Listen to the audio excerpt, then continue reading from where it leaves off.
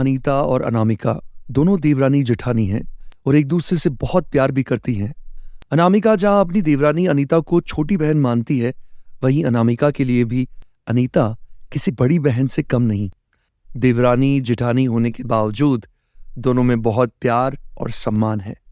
दोनों एक दूसरे की बहुत इज्जत करती हैं। अनीता अपनी जेठानी का हर कहा मानती है और पूरे घर वालों का ध्यान भी रखती है, लेकिन उनकी सास सुमन को ये बात बहुत बुरी लगती थी। जब से अनामिका इस घर में आई है, अनीता तो मुझे भूल ही गई है। ऐसा लगता है कि दोनों देवरानी जेठानी नहीं, बहनें हैं। बहनों जैसा प्यार है दोनों में। इन दोनों के लिए मैं तो इस घर में रहती ही नहीं हूँ। सास की आवाज सुनकर दोनों बहुएं बाहर आ जाती हैं। हाँ माँ जी, आपने बुलाया मुझे? तुम दोनों सारा दिन आपस में क्या गुटुरगु करती रहती हो? अभी तक रसोई में नहीं गई? आज खाना नहीं बनने वाला क्या? माँ जी, हम बस कपड़े धो रहे थे। अच्छा, तो कपड़े धोओगे उस दिन खाना नहीं मिलेगा क्या? हमने भी घर का काम किया है और तुमसे ज्यादा लोगों के कपड़े धोकर टाइम पर खाना भी बनाया है। नहीं माँ जी, ऐसी कोई बात नहीं है। मैंने अनामिका को कहा था वो कपड़े रहने दे और किचन का काम संभाल ले, पर उसने बोला दोनों मिलकर करेंगे तो जल्दी हो जाएगा, फिर किचन का काम देख लेंगे। ये तो हमने नई बात ही देखी है। तुम दोनों को हर काम साथ में करना होता है। अब कपड़े धो लिए हैं तो जरा खाना भी बना दो। दोनों बहुएं खाना बनाने में लग जाती हैं और बातों ही बातों में खाना भी बना देती है। तभी सुमन का पति राकेश यानी अनीता और अनामिका का ससुर घर आ जाता है और अनामिका को आवाज देता है। अनामिका बहू, अरे बहू अनामिका, जल्दी से बाहर आओ। सास सुमन वही सोफे पर बैठी होती है और अपने पति को बहू को आवाज लगाते देख बोलती है, अरे इस घर में और भी लोग रहते हैं जो आते ही छोटी बहू के नाम का जाप करने लगे। इतने में अनामिका रसोई से बाहर आ जाती है। आपने मुझे बुलाया था क्या पापा जी? ये बेटा, तुमने जो ऑनलाइन साड़ी बेचने का आइडिया दिया था ना, वो बहुत अच्छा था बहू।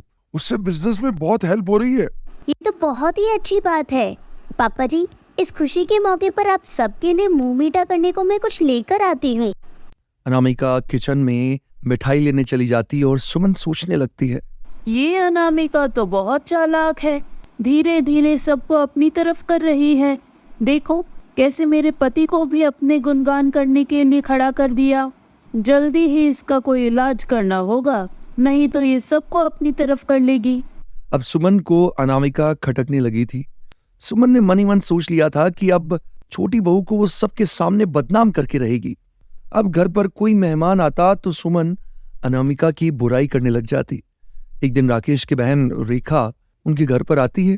अनामिका उसे देखकर बहुत खुशी खुशी उसका स्वागत करती है। नमस्ते बुआ जी, अंदर आइए। कैसे हो आप और घर में सब कैसे हैं? सब ठीक है बहू, बस भाई और तुम सबकी याद आ रही थी तो आ गए तुम सबसे मिलने। अरे बुआ जी, ये तो आपने बहुत अच्छा किया। हम लोग भी आपको बहुत याद करते हैं। जा बेटे, अपने सास को ये तो बुला ला।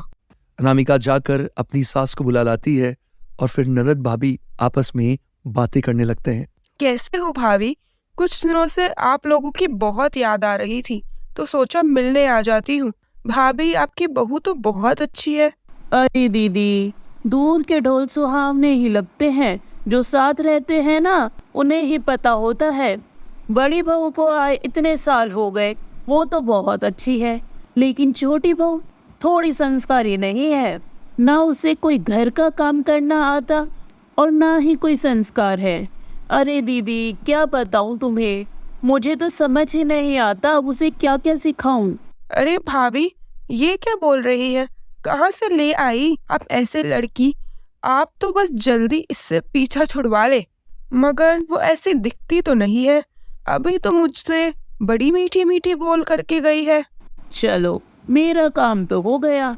अब रेखा के पेट में कोई बात नहीं पचती। अब तो वो सारी दुनिया को अनामिका के बारे में बता देगी। माँ जी, ये क्या बोल रही थी आप? बुआ जी से अनामिका ऐसी नहीं है। आप क्यों उसे सबके सामने बदनाम कर रही थी? अगर आपने दोबारा ऐसा झूठ बोला तो मैं सबको सच बता दूंगी। रीता के गुस्सा करने के बाद भी सुमन अपनी हरकतों से बाज नहीं आती और पूरे मोहल्ले में जो मिलता उससे अनामिका की बुराई करने लगती। एक दिन अनीता की माँ उनसे मिलने आती है। अरे माँ, कैसे हो आप? अच्छा हुआ आप ही मिलने आ गए। मुझे बहुत दिनों से आपकी याद आ रही थी। मैं तो अच्छी हूँ बेटा। माँ बैठो ना, मैं आपके लिए चाय नाश्ता लाती हूँ। अरे नहीं बेटा, मैं तो बस पास में मार्केट आई थी, सोचा तुमसे मिलती चलूं।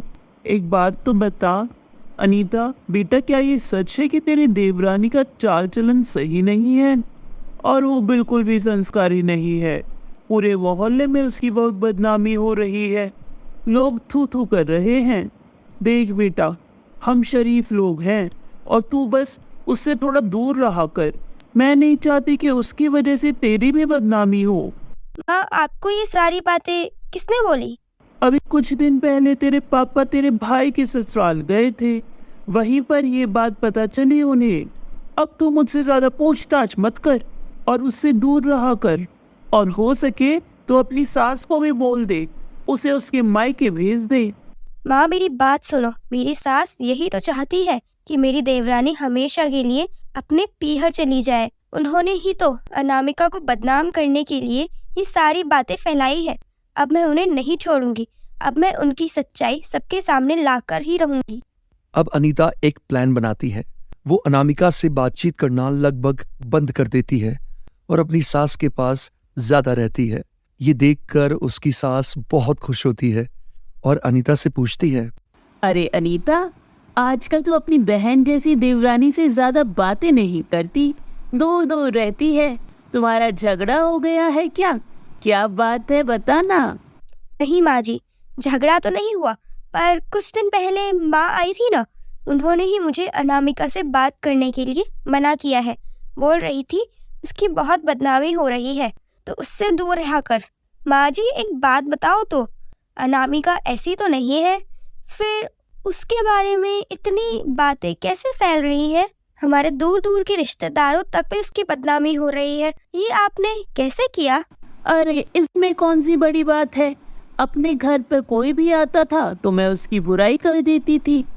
और याद है उस दिन तुम्हारी बुआ जी आई थी, उसके पेट में तो कोई बात रहती ही नहीं है। मैंने उसको ये सारी बातें बोल दी थी, बस उसने पूरी दुनिया को बता दिया। पर माँ जी, अगर अनामिका ऐसी ही होती तो ना ही घर में सभी लोग उसे पसंद करते, और उसने घर में आते ही अपनी जगह भी बना ली। यही तो मुझे अच्छा नहीं लगा। कल तक जो जगह इस घर में मेरी थी, आज वो उसने ले ली। सब लोग बस उसके ही आगे पीछे घूमते रहते थे, बस इसीलिए ही मैंने उसे बदनाम कर दिया। अनीता ने अपनी सास की सारी बातें अपने फोन में रिकॉर्ड कर ली थी। कुछ दिनों बाद सास का जन्मदिन था, तो अनीता ने एक प्लान बनाया और अपनी सास के जन्मदिन की एक बहुत बड़ी पार्टी रखी। साथ ही सभी रिश्तेदारों को उस पार्टी में आने का इनविटेशन भी भेज दिया। सभी लोग इस पार्टी में आए। अनीता के अरेंजमेंट की तारीफ करने में लगे थे, पर कोई भी अनामिका से बात भी नहीं कर रहा था। इस बात से परेशान होकर अनामिका किचन में चली जाती है। तभी अनीता उसके पास जाती है। अरे अनामिका, क्या हुआ?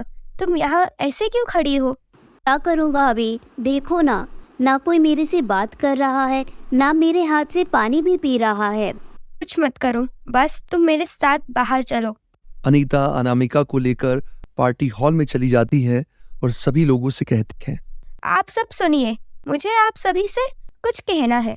आज मेरी सास का जन्मदिन है और मुझे उन्हें एक सरप्राइज देना है। अनीता ये बोलकर अपनी सास की रिकॉर्डिंग, जिसमें वो अनामिका को बदनाम करने की बात स्वीकार कर रही थी, सभी मेहमानों को सुना देती है। सभी लोगों को अपनी गलती का एहसास होता है और सब अनामिका से माफी भी मांगते हैं। जब सब मेहमान अपने घर चले जाते हैं तो अनामिका बोलती है, माँ जी, आप मुझसे इतनी नफरत करती हैं, इससे तो अच्छा है मैं खुद ये घर छोड़कर चली जाऊं। रुको बहू, तुम अकेली यहाँ से नहीं जाओगी, हम भी साथ चलेंगे।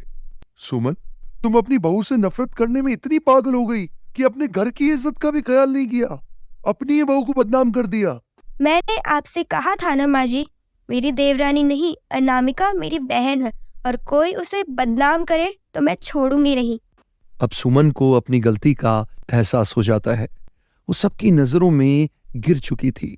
जिस परिवार के प्यार के लिए उसने ये सब किया, अब वो उसे छोड़कर जा रहे थे।